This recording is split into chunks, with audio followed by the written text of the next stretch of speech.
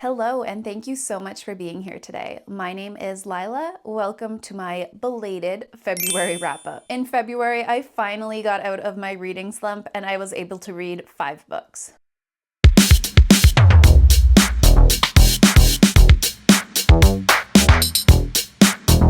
The first book that I read in February is Kingdom of Claw by Demi, which is the sequel to The Road of Bones and book 2 in the Ashen series. In my opinion, this was a really well done sequel. Without spoiling anything, because this is book 2, I will give you a quick summary of the series. So this is a Viking-inspired romantic fantasy series where we are following our main character, Scylla. In book 1, Scylla's father is killed and his mysterious last request for her is to travel the deadly Road of Bones. So Scylla sets out on this mysterious and deadly quest with hopes that it will find some answers for her about her past, and while she's on the Road of Bones, she encounters the deadly and notorious Blood Axe crew. She then finds herself traveling with them and getting to know them and learning things from them. This series has forbidden romance, mystery, fast pacing, and a found family aspect. In book 2, we learn more about the characters, their relationships, and the magic in this world, as well as being introduced to a new POV and new characters, which expand the story. I rated this book 3.75 out of 5 stars. I definitely enjoyed book 1 more. However,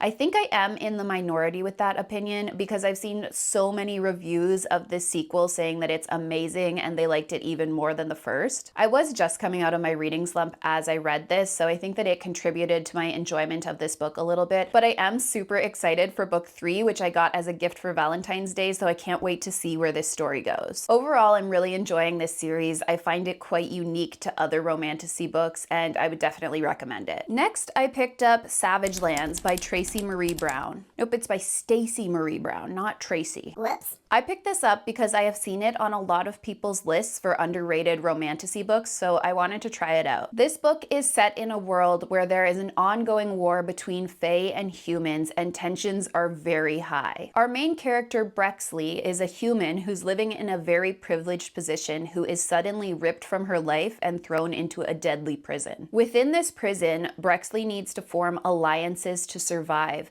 and she meets a notorious man named Warwick who rules the prison with violence and fear. Despite being afraid of Warwick, Brexley also finds herself drawn to him. As if it couldn't get worse for Brexley, alongside being in a brutal prison, she finds herself forced to compete in deadly games where only one person comes out alive. This was really fast-paced and fun to read. It definitely wasn't my favorite romantasy book of all time, but it was entertaining throughout. This is quite a short book, so there wasn't a lot of time for world building, especially with the fast-paced plot and all the action that was going on, and I would have liked a little bit more context to the world. Going into this book, I didn't realize that it is an 8-book series, so I imagine in future books there is a little bit more world building and a little bit more context to the war given. I ended up rating this 3.5 out of 5 stars. I was definitely entertained and enjoyed myself while reading it, but I didn't find that it was anything revolutionary. Next, I read The Friend Zone by Abby Jimenez, and buckle up because I did not like this book. In this book, we follow Kristen, who is no nonsense and very independent. Kristen is facing a medical procedure that will make it impossible for her to have children, all while planning her best friend's wedding. During the wedding planning process, she meets the best man, Josh, and realizes she has a strong attraction to him. However, there are 2 obstacles standing in the way of Josh and Kristen being together. The first is Kristen's boyfriend, who is currently deployed in the military,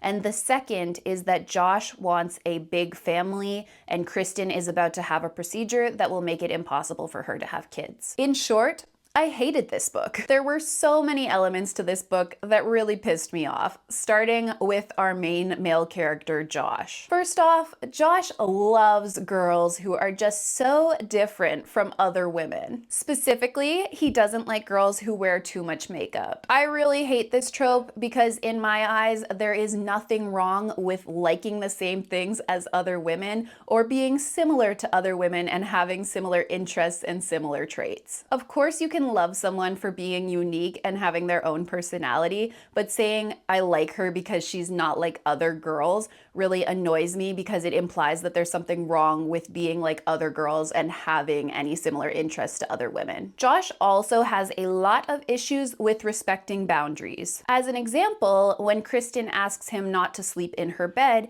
he ignores it and insists on doing it anyway. He also doesn't like his job as a firefighter because he has to deal with what he deems as unserious medical calls, as well as people who are struggling with addiction. To me, this aspect of the story seemed a little bit unrealistic because firefighters are often first responders and there is more to their job than putting out fires. It was also mentioned throughout the book that our main female character, Kristen, is just so tiny and 110 pounds, and that's fine. It's okay to include a small character in your book. However, when her being small is made a personality trait, that annoys me a little bit. In my opinion, this was way worse than her other book that I've read, Part of Your World. I actually really enjoyed that book. Originally, I had rated this book 2 out of 5 stars, but I think looking back on it, I would give it maybe a 1.5 out of 5 stars because I truly just wanted it to be over as I read it. Moving on to a book that I did really enjoy, I read Half His Age by Jennette McCurdy. I read Jennette McCurdy's other book, I'm Glad My Mom Died, when it came out, and I really loved it, and I loved her open and honest writing style. This book was no different. The writing in this was very vulnerable, honest, and extremely vulgar at times. In some ways, this story and the main character were very relatable to me. In this book, we follow a teenage girl named Waldo who is impulsive,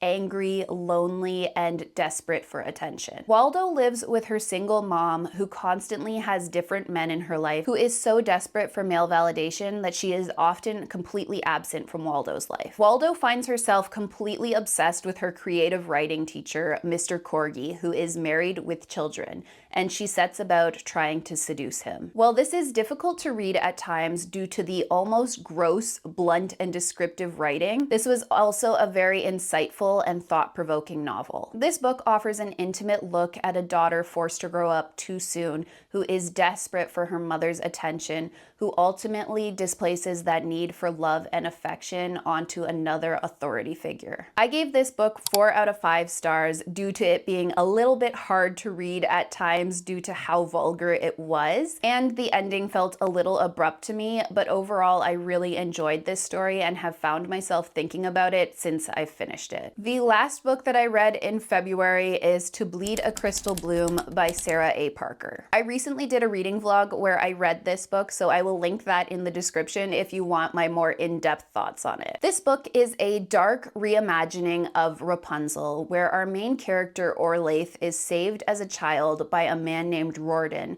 who takes her to live at his castle. Orlaith is too scared to leave Rorden's castle because of the tragedy that happened to her as a child, so she is stuck within the castle bounds due to her own anxieties. The castle that Orlaith is living in is filled with secrets and mystery. As an example, Orlaith leaves a vial of blood for Rorden each night, but she doesn't know why or what he's doing with it. I had one major issue with this book, and it was the romance. The romance in this book is between Orlaith and Rorden, and it really creeped me out because Rorden met Orlaith when she was a child and he was a grown adult, and then he took her to his castle and raised her. I didn't even end up giving this book a rating because I didn't feel comfortable rating a book where a grown man meets a little girl, raises her, and then has a sexual relationship with her as an adult. There were definitely parts of this book that I enjoyed. I liked the setting, I liked that it was based on Rapunzel, I liked some of the friendships,